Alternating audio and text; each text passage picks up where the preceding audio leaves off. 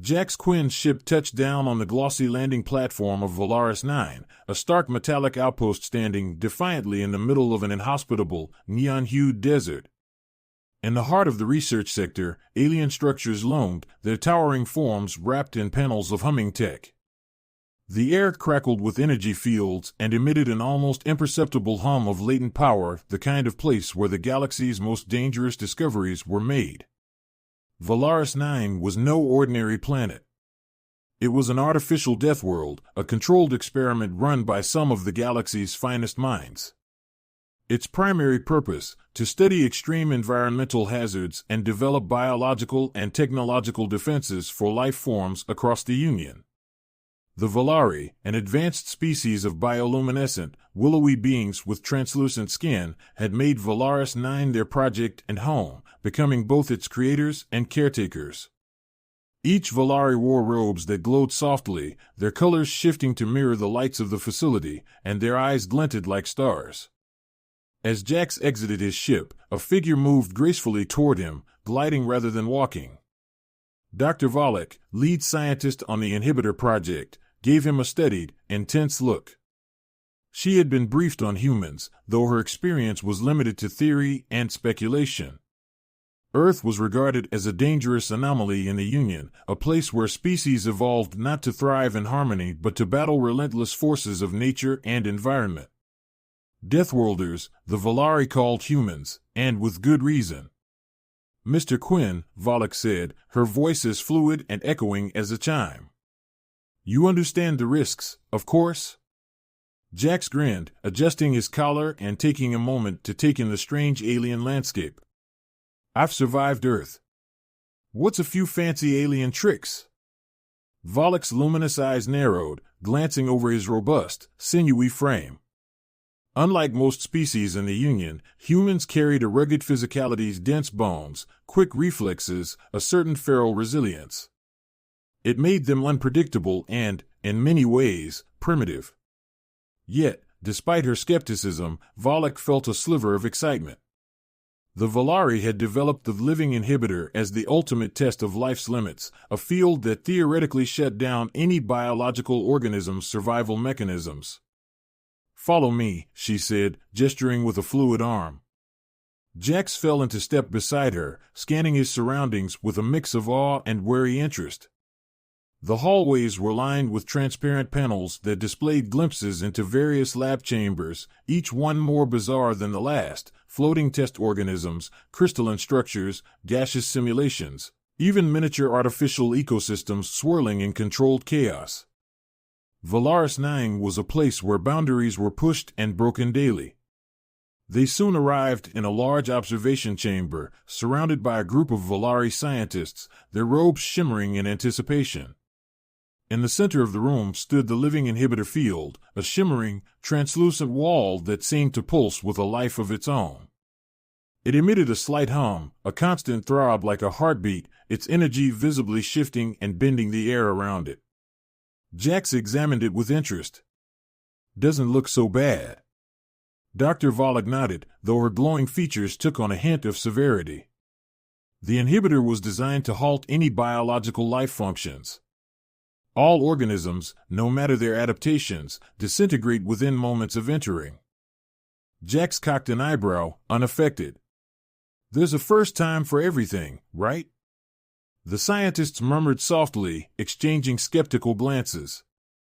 They were accustomed to their subjects, carefully selected test organisms, each calibrated to last only fractions of a second in the inhibitor field. The idea that someone was volunteering to step into it was almost inconceivable. We will be monitoring your vitals closely, Dr. Volek added, gesturing to a bank of holographic screens where Jax's bio readings were displayed.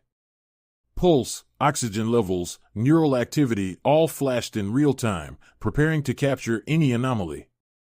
With a final nod, Jax approached the inhibitor field. He felt the faint prickle of energy before he even touched it, like static pressing against his skin. Taking a deep breath, he stepped forward. The energy barrier resisted, sending tiny jolts through his body as he moved into it. He could feel it trying to disrupt him, almost as if it were prying apart his cells, searching for a way to unravel him from the inside out. But Jax held steady, focusing on his breathing, grounding himself. Inside the observation chamber, the Volari scientists watched, eyes wide and unblinking. The monitors showed Jax's heart rate spiking slightly, but otherwise, his vitals remained shockingly stable. Where other organisms had faltered in moments, Jax was moving through the field like he was strolling through a garden.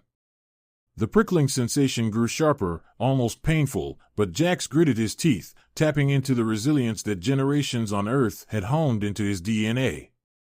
He had trained in harsh climates, survived hostile fauna, and withstood toxic atmospheres on Earth. The inhibitor's pulse was just another challenge. Suddenly, he broke through to the other side, and the prickling sensation faded. He exhaled, looking back at the stunned Volari scientists. A small smirk crept across his face. Not so bad. In the observation chamber, Volok's expression was unreadable, a mixture of awe, fear, and intrigue. The monitors, though stable, were recording something completely beyond their comprehension. Extraordinary. Volok whispered. For the first time, she felt a flicker of doubt about the assumptions Volari scientists had held for decades. What had humanity become on Earth? What level of endurance, adaptation, and raw willpower could lead a Deathworlder to defy what should have been a definitive end? Jax casually brushed off his clothes as the Volari murmured in excitement and disbelief. He could see his reputation spreading across the room, whispered words and gleaming eyes darting his way. In that moment, he wasn't just a curiosity, he was a phenomenon, a question the Volari scientists had never thought to ask. And to them, Jax Quind Deathworlder, Earth's native son, was the beginning of an answer. The moment Jax emerged from the shimmering inhibitor field unscathed, the observation chamber erupted in a soft chorus of shocked murmurs. The Volari scientists clustered around their monitors, gazing at the bio readings, which remained remarkably normal. Heart rate, body temperature, and cellular integrity were all steady, an outcome none of them had thought possible. Dr. Volok's eyes narrowed as she examined the data. It was beyond extraordinary. The inhibitor had never faltered in disassembling any living tissue that entered. Designed to destabilize the cellular structure of any organism, it dissolved even the most resilient species in seconds. Yet here stood Jax, breathing, whole, and not even remotely shaken. You felt nothing unusual? Volok asked, unable to hide the wonder in her voice. Jax shrugged nonchalantly. Felt like static electricity, maybe a little tingling. Nothing compared to the lightning storms back home. The Volari couldn't conceal their disbelief. They were a people who prided themselves on precision, on facts and absolutes.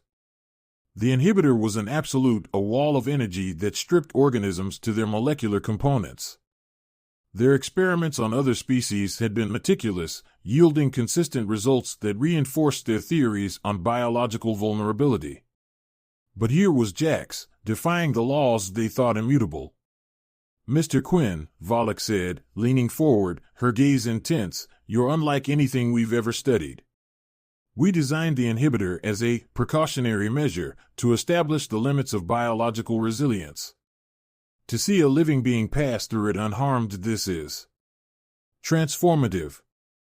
Jax folded his arms, his gaze wandering over the assembled scientists, catching their expressions of stunned awe and barely contained curiosity. Yeah, Earth's a bit of a training ground, he said, a hint of pride in his voice. You either adapt, or you don't make it. I'm just the product of a tough environment. The scientists were recording everything he said, data pouring in from sensors that monitored his speech patterns, muscular contractions, and even the shift in his pupils. But to Volok, these readings were only scratching the surface of a much deeper mystery. She wondered how much of his resilience was biological and how much was psychological, an ingrained mindset from generations of humans who had battled Earth's brutality. Would you be willing to try another test? Volok asked, her curiosity brimming, cautious yet undeniably intrigued. Jax raised an eyebrow. If you're hoping I'll do a little more than walk through sparkly walls, then sure.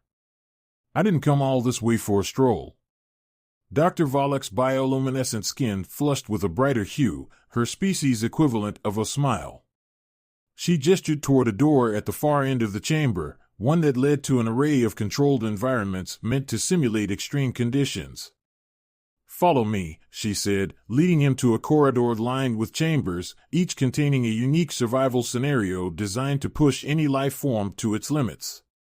As they walked, Volek explained, "What we're entering is a series of controlled environments, each replicating a specific environmental threat.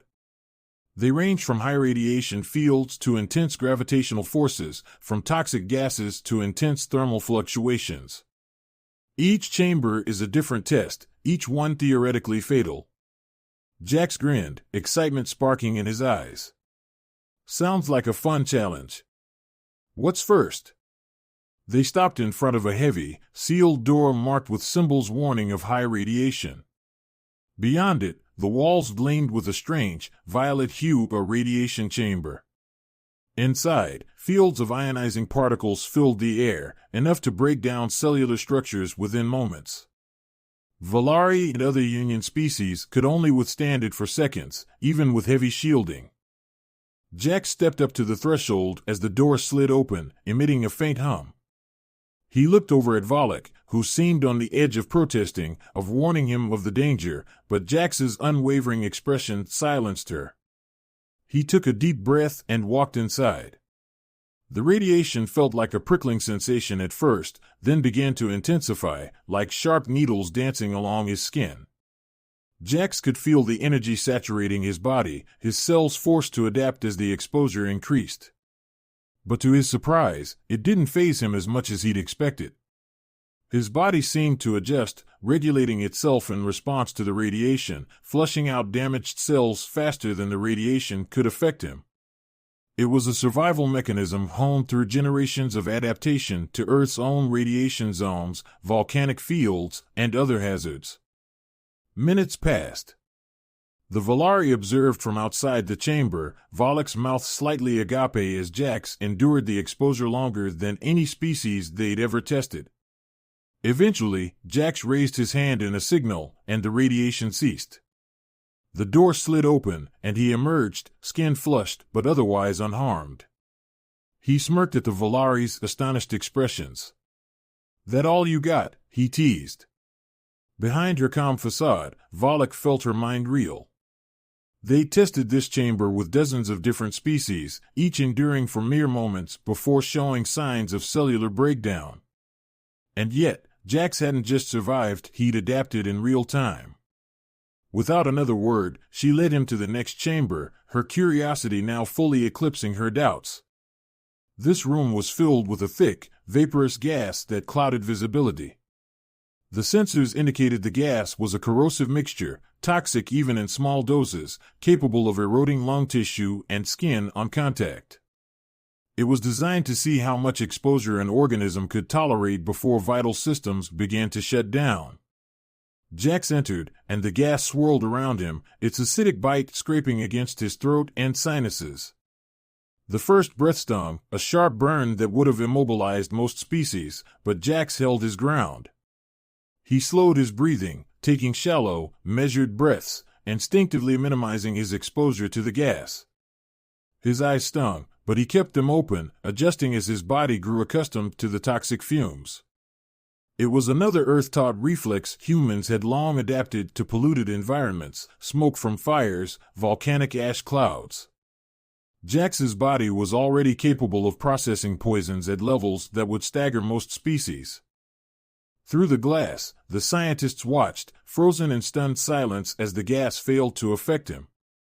Minutes ticked by, and his vitals held steady. Finally, Volek activated the ventilation system, clearing the room. When Jax emerged, his eyes were slightly bloodshot, and his face bore faint signs of irritation, but he was otherwise unaffected. The scientists exchanged looks, their bioluminescent skin flickering in shades that Jax had come to recognize as awe and confusion. For a species used to controlling the laws of biology in their lab environments, this unpredictability was both alarming and fascinating. They moved him through chamber after chamber, a vacuum that tested his lung capacity, gravitational pulses that pushed his bones and muscles to their limits, and electromagnetic fields strong enough to disrupt neural signals. And each time, Jax defied the limits, either adapting or using sheer willpower to endure. The Valari's understanding of biological fragility was shattered with each chamber. By the time Jax exited the final room, the Valari scientists had lapsed into silence. They were running out of tests, and nothing had come close to defeating him. Dr. Volek looked at Jax with something close to reverence. "Mr. Quinn, how can you do this?" Jax took a deep breath, feeling a bit drained but triumphant. "You're all about shutting things down to making life weaker. But Earth doesn't work that way. We don't just survive, we fight back, we evolve, we find a way. Life on Earth adapts to anything you throw at it." The Valari scientists seemed at a loss. All their carefully constructed theories, decades of research, had been turned upside down by this one Deathworlder. They realized, perhaps for the first time, that there was something in the universe they didn't understand, an element of life beyond their calculations and simulations. For Jax, it was a satisfying revelation. He'd proven something he always knew: survival wasn't just about biology. It was a mindset, a way of living that couldn't be explained by simple theories or controlled environments. Volek looked back at the inhibitor field, then at Jax. "You are a living paradox." Jax chuckled, brushing the dust from his jacket. "Guess that's one way to put it. But on Earth, we just call it surviving." The Valari scientists had observed and documented Jax Quinn's resilience through test after test, each one pushing the limits of his biological endurance and adaptability. But Dr. Volek's curiosity had now evolved into something far more intense. What were the outermost boundaries of a Deathworlder? What else was he capable of? And perhaps most importantly, could he conquer the planet's ultimate challenge, the Deathtrap Gauntlet? The Gauntlet was the pride of Valaris 9, a sequence of rooms designed to confront any being with an array of life-threatening obstacles. Each room demanded both physical resilience and quick thinking, and the only rule was simple: if you wanted to live, you had to make it through all 7 rooms. Dr. Volek approached Jax after a day of tests, her expression revealing the simmering excitement she could barely contain. "Mr. Quinn, there is one last challenge, but it isn't simply a test. It's the Deathtrap Gauntlet, the pinnacle of our research, engineered to neutralize any life form, regardless of strength, adaptability, or intelligence." Jax's eyes sparkled with interest. "Sounds like my kind of challenge. Let's do it." Though her glowing features were expressionless, Volek's bioluminescent skin pulsed with concern. "This isn't just a lab test. The Gauntlet is a controlled death zone, with no way out but through. We've lost researchers and volunteers in there. If you continue, know that the stakes are real." Jax nodded, undeterred. "I understand." A soft murmur spread through the gathered scientists as Jax strode into the chamber entrance. They knew the Gauntlet's deadliness, and they were curious to see how a human would fare. The observation room was filled to capacity, a mix of wonder, fear, and grim anticipation in their glowing eyes. Room 1, the poison jungle. The first room was a dense, jungle-like environment, shrouded in thick mist laced with volatile toxins. Sensors had detected the slightest presence of any organic form, releasing clouds of noxious gas that corroded lung tissue and damaged internal organs on contact. As Jax took his first steps, he immediately felt the burn in his throat and lungs, a sharp reminder of Earth's own hostile atmospheres. Drawing on years of survival training, Jax shifted his breathing to shallow, controlled inhalations, minimizing his exposure to the toxins. He weaved through the vegetation, every step deliberate. His eyes watered, and his skin prickled from the toxic exposure, but he kept moving, focused solely on finding his way through. Suddenly, he spotted the exit, a small metallic door at the far side of the jungle, obscured by thick foliage. With one last burst of strength, he pushed through, lungs searing but functioning, and stumbled into the next room, coughing but intact. The scientists watching gasped softly. Jax had survived what should have incapacitated him within moments. Dr. Volok's eyes shone with awe, her glowing skin flickering in nervous excitement. He had survived the first room, but it was only the beginning. Room 2, the vacuum chamber. The next room was bare, its walls smooth and metallic, save for a small console by the entrance. Jax looked around, noting the sterile emptiness. Then, with a soft hum, the air began to drain from the chamber. It was a complete vacuum, designed to strip any organism of breath and deprive it of atmospheric pressure. Jax felt his lungs expand painfully as he struggled to retain what little air he had left. His mind flashed back to training on Earth, where deep dives and exposure to harsh altitudes had honed his control over his breathing. With practiced precision, he slowed his heartbeat, conserving the scant oxygen remaining in his bloodstream. Seconds stretched into minutes as he stood motionless, his body conserving every bit of energy. Just as his vision began to blur at the edges, the vacuum seal broke, and air whooshed back into the chamber. Gasping for breath, Jax steadied himself, regaining his focus before moving to the door. The Volari were transfixed. This wasn't merely endurance, it was something they'd never seen. Jax was adapting in ways their biology couldn't comprehend. Room 3, the magnetic disarray field. Entering the third room, Jax immediately felt a pulsing, disorienting sensation wash over him. Magnetic fields swirled in chaotic patterns, scrambling neural signals and distorting muscle control. He felt his limbs twitch uncontrollably as the room's field seemed to attack his nervous system. Clenching his jaw, Jax focused on isolating each muscle movement, consciously willing his body to stay in control. The fields grew stronger, pulling at him like invisible hands, causing his vision to blur and his body to tremble. But his mind, the strongest muscle of all, remained steady. Slowly, he worked his way across the room, each step a battle with the invisible magnetic storm surrounding him. Finally, his fingers brushed the door panel. With a surge of effort, he pushed through the field, stumbling into the next chamber, drenched in sweat but victorious. Dr. Volok watched in silence, her fingers twitching.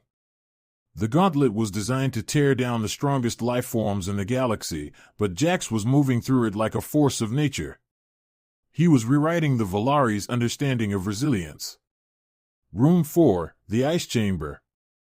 The fourth room was a stark contrast, a cavern of bitter cold. Frost clung to the walls, and icicles hung from the ceiling.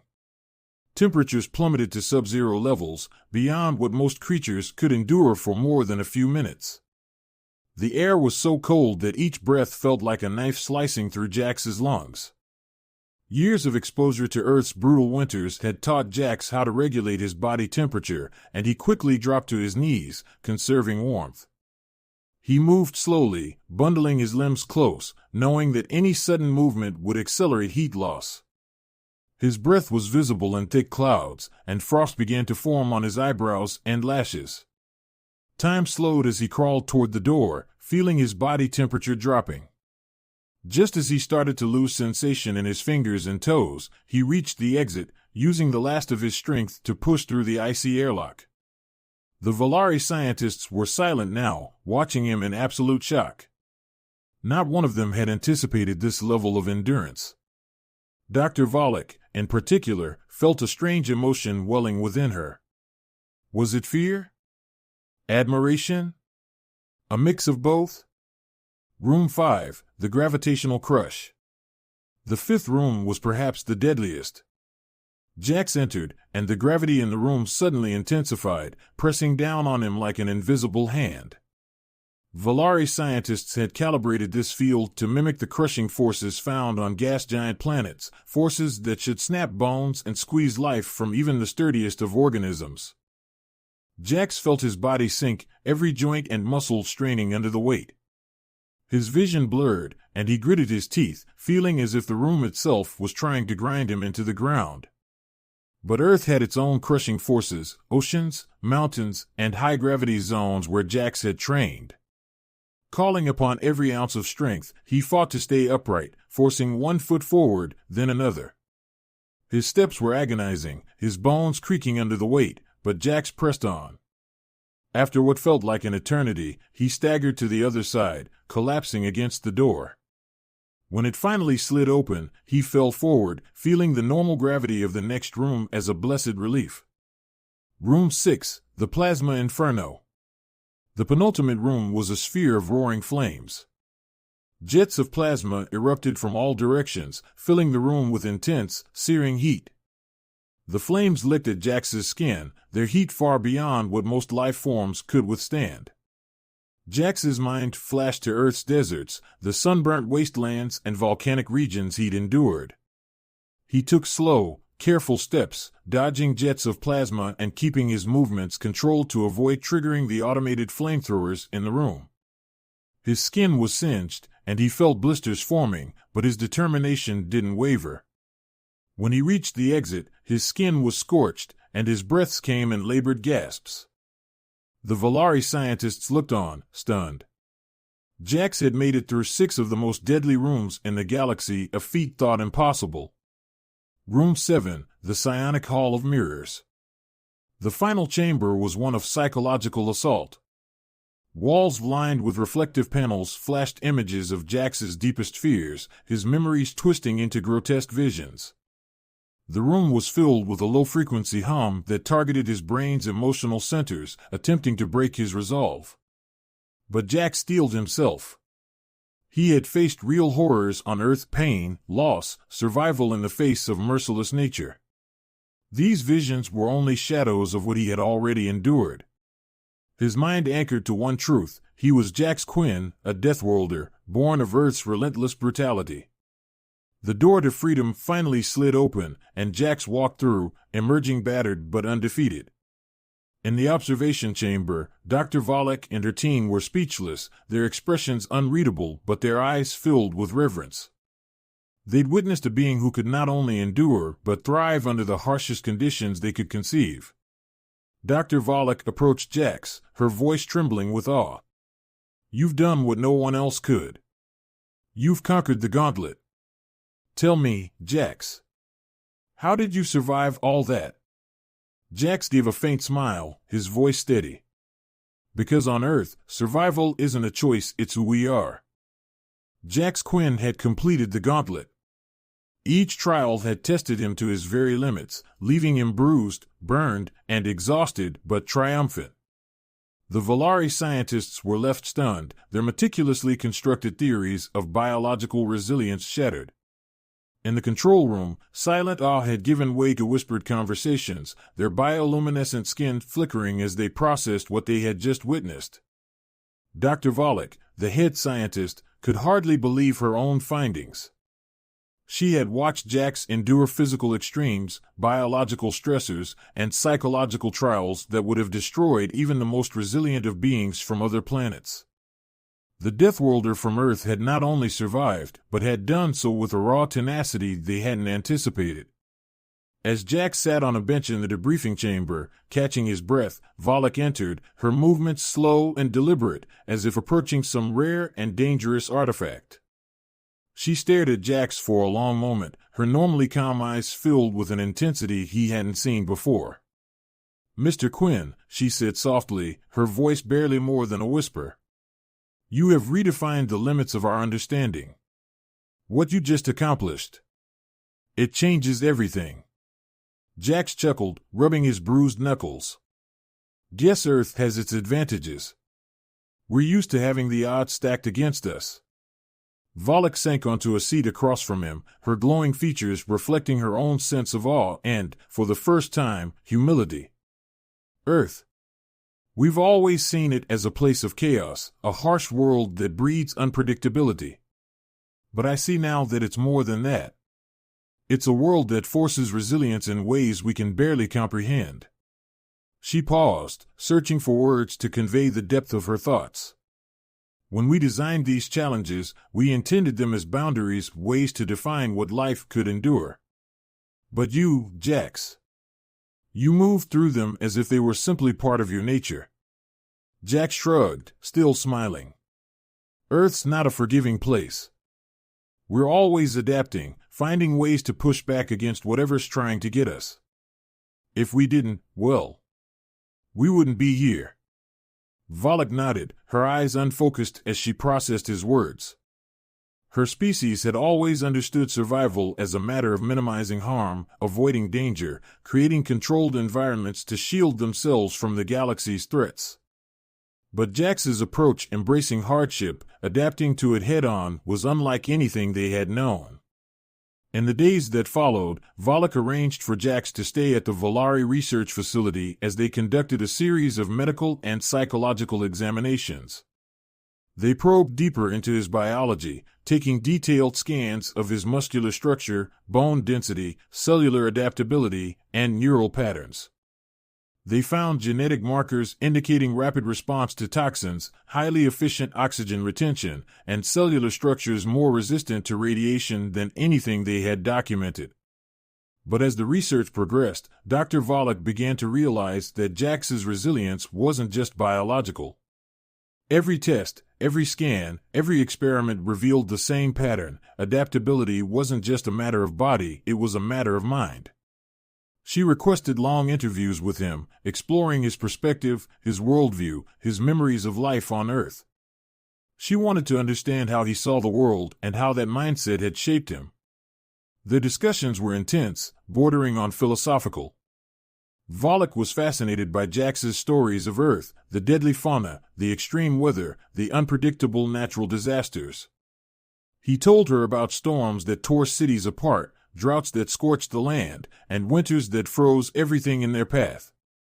To him, these weren't just challenges but facts of life, things to be met head-on. Where I come from, he explained, you don't get to choose whether you adapt.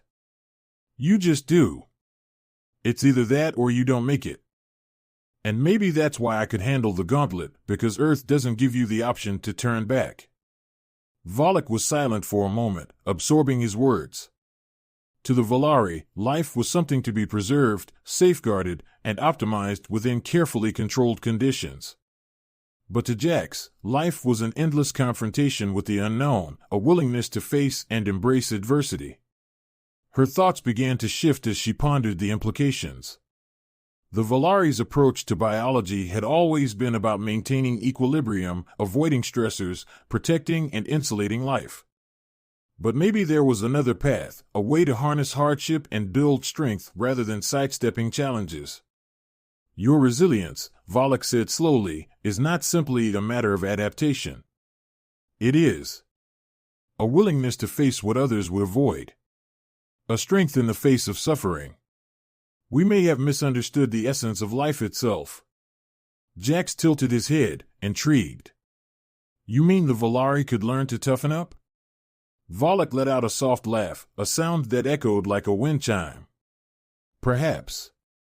Or perhaps we could learn that survival is not about removing threats, but about adapting to them, becoming stronger through them. We have built barriers, fields, and traps to protect ourselves. But in doing so, perhaps we have limited our own potential. In the following weeks, Jax's impact on the Volari research team became undeniable. Inspired by his resilience, Volok and her scientists began to rethink their entire approach to biological study. They launched new experiments, focusing on adaptability rather than invulnerability, investigating ways to enhance biological resilience through controlled exposure to stressors. They studied Jax's physiology, hoping to unlock some of the secrets of Earth's natural evolution and use them to broaden their understanding of survival. But the change went beyond science. The Volari started to see themselves differently. Where once they had prided themselves on their ability to control every variable, they now began to consider the strength that came from embracing the unpredictable. They learned to respect the chaotic forces of the universe rather than isolate themselves from them. When the day came for Jax to leave, Volok met him at the landing pad, her normally composed demeanor softened by a rare, almost reverent expression. "Mr. Quinn," she said, "you have changed us.